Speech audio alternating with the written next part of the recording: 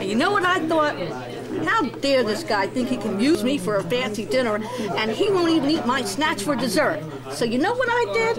I got up, I went into the bathroom, took all my makeup off, mussed up my hair, came back out, and told him I barfed all over the bathroom floor. And he got so upset. And of course he got upset because he was going to be missing out on the ambiance.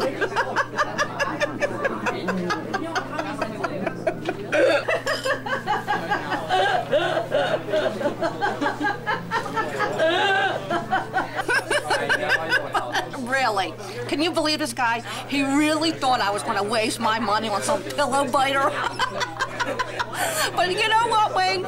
You and I definitely are going to get together. I mean, this is going to work out so well, you know, because you do turn me on. And as you can see, I can barely eat any of my food when you're doing this. You know, I'm getting a little bit sweaty here, Wayne, so maybe we could be leaving really soon. And then if we leave really soon, we could really oh, excuse me, I'm like spinning all over myself. But you know what? I have to tell you a story about my brother, Bobby. He is like such a sweetheart. Brother Bobby, he's like one of those, you know, but, you know, I love him anyway, because he's been in the family for so long. I mean, even though I think he was adopted, but my father says no, and I think that's just a lie. But you know what? I know I'm rambling, but honest to God, I just don't know what else I can talk about. I'm having such a good time with you. I just love to be able to sit here and talk to a guy who's not a pillow biter, who actually knows what a woman is to be used for, and have a good time with her. And I just think that's a really good thing to do, and I'm having just a blast doing it. And even though I haven't eaten my dinner, we'll take it back. We can eat it tomorrow morning, or we can maybe go out again tomorrow night, or maybe we could do something soon. All I know is that I'm having a really good time, and I just think that we can keep this going as long as we keep this going.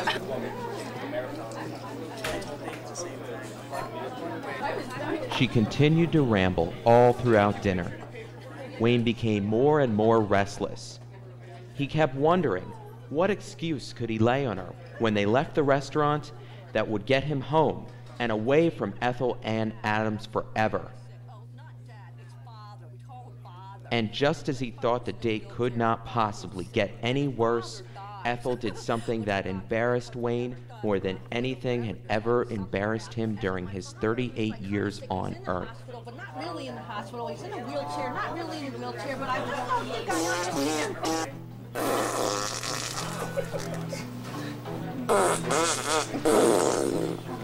God. Wayne? He does that all the time.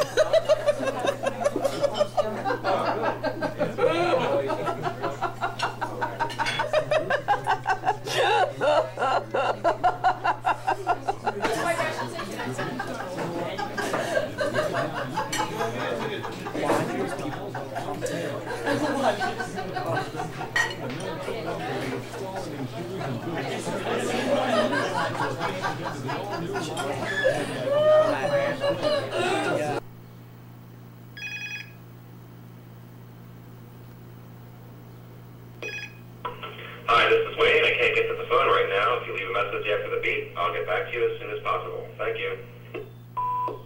Wayne? Wayne, you there, Wayne? How come you're not returning my calls? I really want to see you again. Come on, sexy. Don't play hard again. I know you want to see me, too. It's fate, baby. I told you that. Okay, I guess you're out of town or something. I'll call you in a couple days. I can't wait to see you.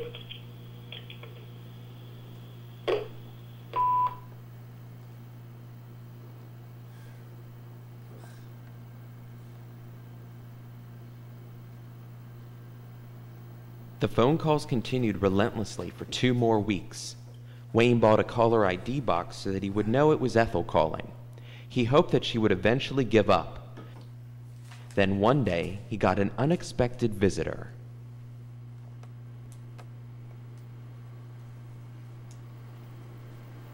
Can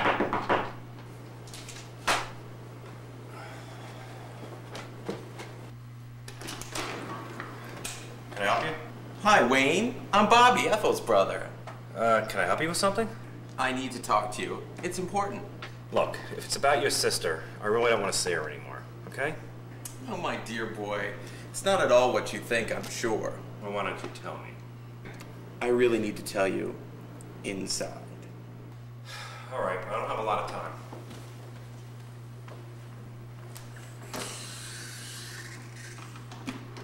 This is a cozy little place.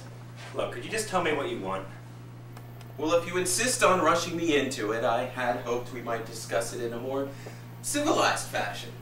Like over tea, perhaps. Not rushing into it like a pair of primitives. Look, I'm really tired, so say what you have to say and get out. Very well. It's simple, really. I want you to marry Ethel, and then I want you to kill her. Look, just get the hell out of here. I think you want to hear what I have to say. It's in your best interest. My sister will never leave you alone. I guarantee it. In a day or two, she'll be at your front door. She'll begin to follow you. You'll never get rid of her. Why not use that to your advantage? Bobby then told Wayne that his and Ethel's father was Ronald H. Adams, the filthy rich oil tycoon from the 50s.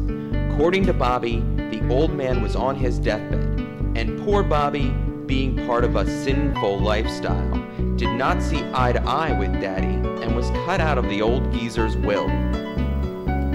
Should my dear sweet sister predecease me, as they say in legal terms, and I get all the money. Not that that's ever gonna happen. Ethel, as you may have noticed, is healthy as a horse. But there still are ways. Well, why don't you just hire somebody to do this? A hitman? Are you kidding? Half the hitmen in this city are undercover cops. I'll end up in prison. Prison? What a horrible place. You might get raped in there. Well, I didn't say it didn't have an attractive side. I don't want to spend my entire life there. Well, what about my life? Well, it would look like an accident, of course. There'd be no question of your involvement. No hint of scandal would ever touch you. I don't know. What's in it for me? Why, money, my dear boy. Money. It turns out that Bobby was quite busy finding out all he could about Wayne. As soon as he found out that his sister had gotten an actual date, he got Wayne's name and began investigating. He knew Wayne was recently dumped by his girlfriend. He knew Wayne was just a measly accounts payable clerk. He knew Wayne was in debt. Therefore, Wayne was the perfect person for his plan. Why do I have to marry her? Opportunity, of course. You'll be with her at all times. Who knows, she could climb a ladder and fall, or, God forbid, slip in the bathtub. You'll be right there. I'll think about it. I'll get back to you. It didn't take Wayne very long to think about it.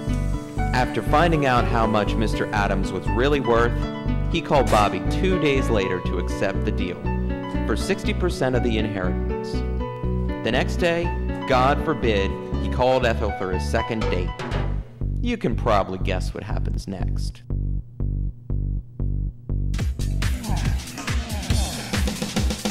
Never gonna let you go. Never gonna let you down. Just say you'll love me. You'll always love me. And I'll always stay around. Tell me that you feel this way. Tell me that you'll never stray. Never, never, never, ever, ever, ever. Never gonna let you go. Or get away.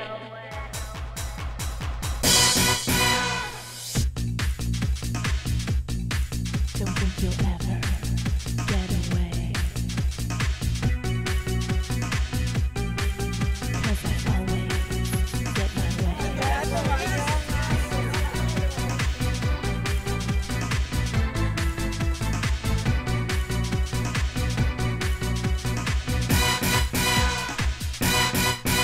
Till death do us part, you'll always be in my heart.